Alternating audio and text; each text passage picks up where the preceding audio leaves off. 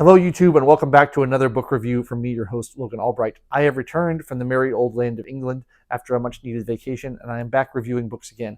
I will probably have some stuff to talk about some of the books I purchased while I was over there because they have very good bookshops in that country, and I'm envious of them because I don't have those bookshops here.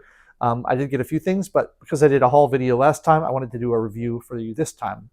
And I'm reviewing a book that I read while I was over there but didn't buy over there. Called The Winter People by Jennifer McMahon. And this was recommended to me by my sister, who had read it and thought I would like it. And I did, in fact, like it. It is essentially a horror book, although it has elements of mystery sprinkled in as well. And it's divided between two time periods. There's a section in 1908 that follows a woman named Sarah Harrison Shea. And there's a section in present day that follows a young 19-year-old girl named Ruthie and her family. And a big part of the mystery of the book is figuring out how these two pieces are going to interact. The past section is somewhat framed by a diary that was left by Sarah Harrison Shea, talking about her experiences. And the main thing that kind of kicks off the action in that section is that she loses a child who she's very close to, and that has deep psychological impact on her, and it's very upsetting. And she was raised with this woman who was like sort of a family friend slash aunt slash nurse. She calls her auntie, but she's not related to her, who's sort of a wise woman of the woods, a witch of some sort, some kind of a magic practitioner. And she tells stories about her youth and encountering this woman and getting kind of, esoteric advice and counsel from her.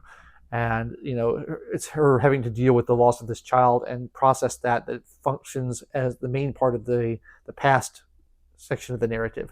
Although I will say the framing of the diary was a little bit odd to me, because there's also sections in the past narrative that are from her husband Martin's point of view, and he didn't leave a diary. So this is just like omniscient narrator narrating his point of view, but her points of view are narrated by the diary, and that seemed a little bit strange that they did that, because the characters would have no way of knowing what the husband was thinking, but the characters would have a way of knowing what the wife was thinking because of the diary. So it seems kind of odd. And then the present day is focused on, also it's kind of split between two things. There's a woman named Catherine whose husband has gone missing, and she's kind of following up the clues and trying to find out what happened to him because she doesn't know.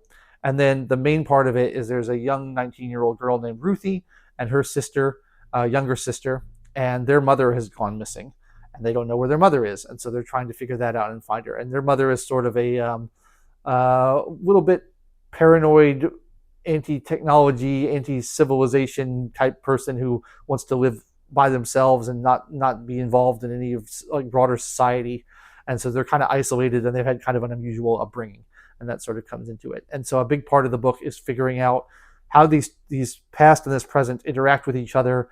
And I don't want to say too much about it because I don't want to give anything away, but figuring out the kind of tragedies of the past and the impact they've had on the present and how all these events are linked. And I thought it was a very gripping book. It took me a little bit of time to get into it. The first few chapters I was okay, but I wasn't loving it. And then like about halfway through, it starts to get really gripping and turns into a page turner and is a lot of fun.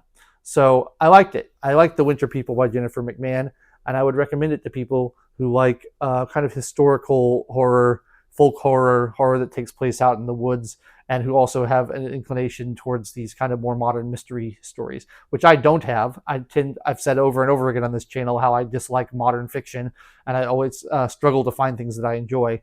So I was really happy that I was able to find something relatively new, less than 10 years old, that I thought was pretty good and quite a fun read. So if you're in the mood for that kind of a book, I can recommend The Winter People by Jennifer McMahon. And that's all I have to say about it. I'd like to know in the comments if you guys have read it and you would like to talk about it. Feel free to leave your opinions down below, or anything else by Jennifer McMahon. She's the author of several other best-selling books.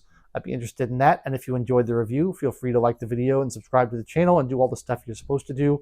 That would be helpful to me as well. And I'll be back next week, and maybe I'll talk about some of the books I purchased while over in England and Wales, and maybe I won't. Maybe I'll do another review. We'll just have to see what happens. So stay tuned for that. I'll be back next Wednesday with another video, and thank you so much for watching in the meantime, and I'll catch you later.